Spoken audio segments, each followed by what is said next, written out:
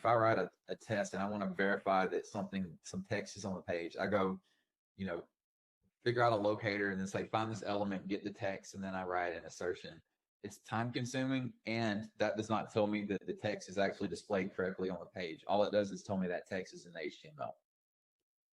And we have gathered countless examples over the years of, we call it GUI Gone Wrong, but examples of Texas President the Dom that pass a functional test. They pass that Selenium test, they pass that Cypress or that Playwright test, but it doesn't display correctly on the page.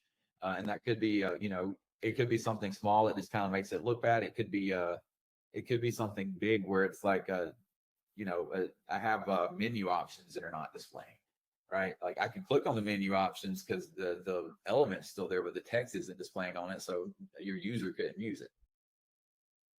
So another thing that's come along a lot more in recent years that and AI really comes into use here as well is the fact that we have a lot of dynamic UI environment.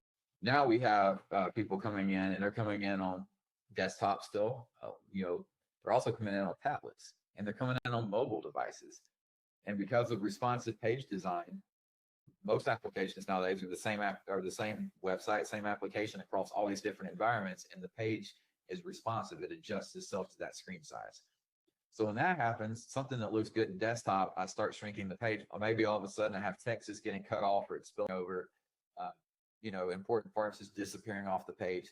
So it's really important to be able to test in a lot of different environments as well. And that's really where the AI can come in and help with interpretate, help detect changes, group-like changes together, give you the ability to really make your test robust by, doing different types of AI visual algorithms mixed in on the same page, being able to do root cause analysis.